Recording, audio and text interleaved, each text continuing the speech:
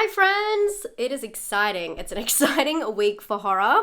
Not only do we have Saltburn, which is more of a thriller, but that comes out this week, but we also have Eli Roth's Thanksgiving. This is based on the 2007 short film that's within the Grindhouse film by Quentin Tarantino. If you haven't seen it, you can find it on YouTube, and I'm telling you, it's very gory. So I was really surprised when I got an email this week saying that they've changed the classification within Australia to R. Our classification system in Australia is very different to America, but R meaning restricted. So I'm really excited to see what Eli Roth does with the source material, which is his originally, and how that changes. I have not watched the full trailer, but I know that it is about a slasher that takes place over Thanksgiving. It's about a Thanksgiving-inspired killer who terrorizes Plymouth, Massachusetts, the birthplace of the infamous holiday. And it has a wild cast, including Rick Hoffman, Patrick Dempsey, and Addison Rae. I never thought I'd mention those ones together, let alone in a slasher, an R-rated slasher.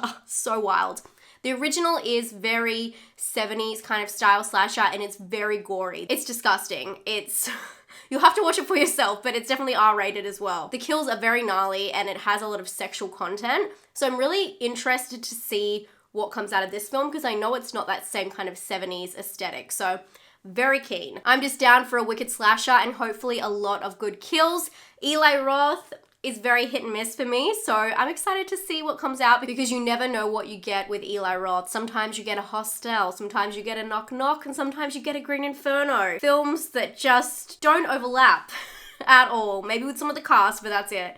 Let's go check out Thanksgiving. I'll let you know whether it's worth your time, if you should rush out and go see it at cinemas, or if you should wait for it to come onto VOD. Of course, thank you for bearing with me. My voice is coming back after having a cold. I'm so glad I'm finally okay and I can go check out this film, but I can definitely hear the comments and I can hear myself. Anyway, let's go.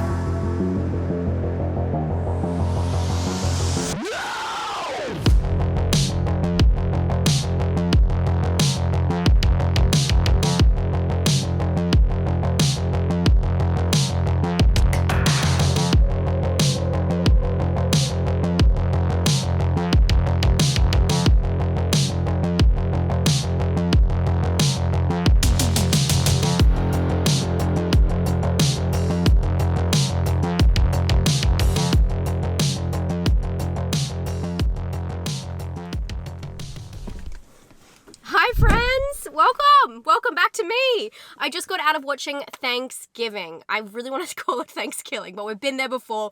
We've been there, I've done that, never again. Gobble gobble.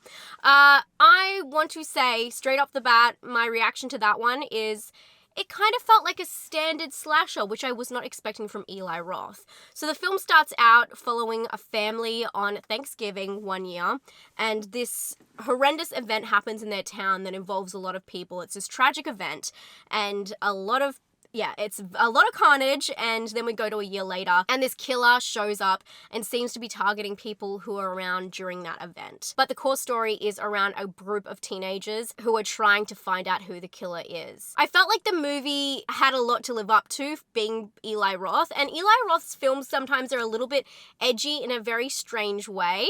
I've spoken about this before in a live stream very recently, but he has this kind of almost James Wan-esque feel to him, where you're like, is he being silly or is he not? And this film didn't seem to want to go all the way, and I felt like it had all of the opportunity to. It was a very highly anticipated film because it was based on the Grindhouse trailer for Thanksgiving, and they do use the same font, which I was really happy about, but it doesn't look the same. We'll get into that in a second. And because it had a very interesting cast, and because of the theming, we haven't really had a Thanksgiving horror movie out at the cinema.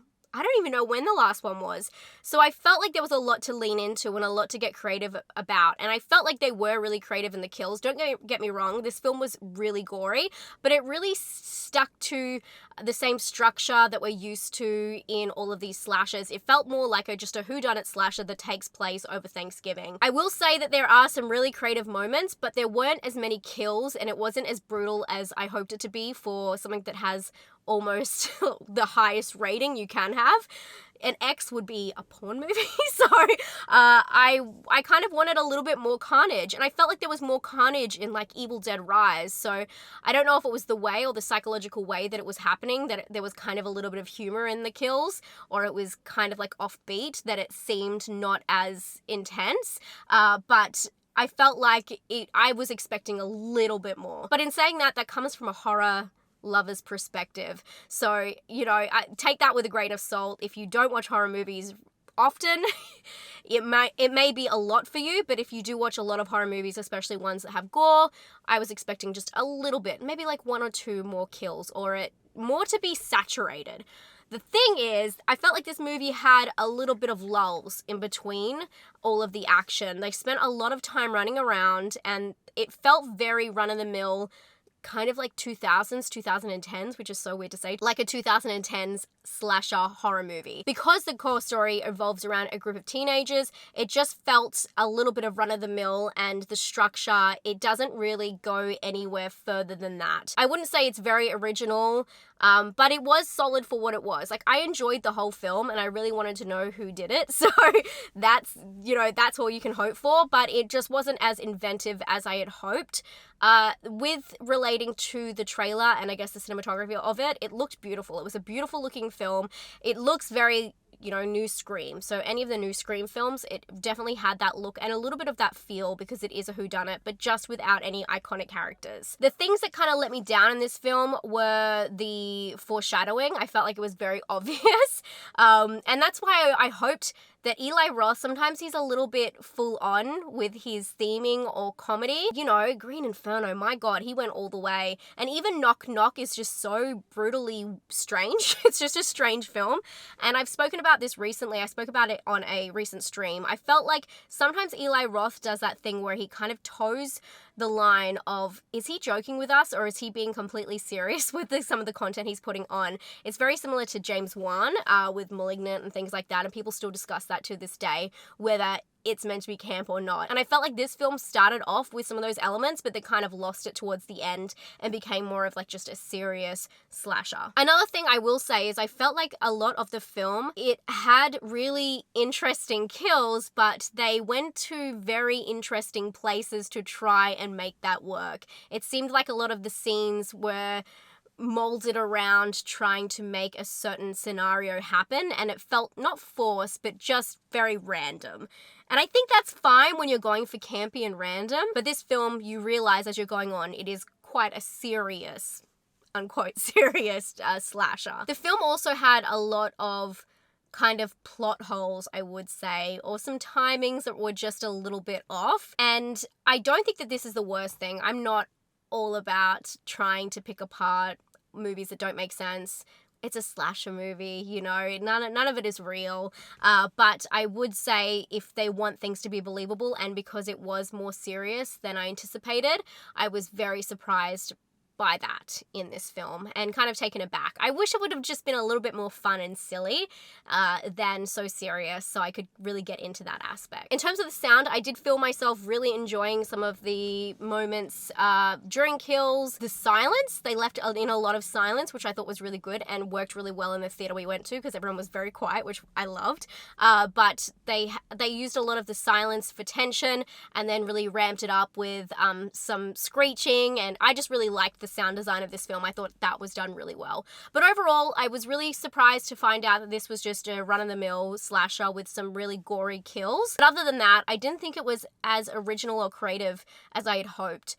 For something that was in production for so long. Also, the casting, absolutely love Addison Rae, absolutely love Patrick Dempsey, but I felt like some of the other choices were a little bit off. Of course, not saying Rick Hoffman, he was great, and he was actually really well suited to his role, but some of the other people in there, I don't know, I just felt like a little bit off by it. It just didn't all click. The chemistry wasn't there for me, for everybody. I also will say with the ending, I don't know if I loved how that turned out. I don't know if it made the most sense to me, but at least it has all answers within the same film, even if it is quite simple. Other than that, I think you should go check it out if you're into a slasher that's really run-of-the-mill, whodunit.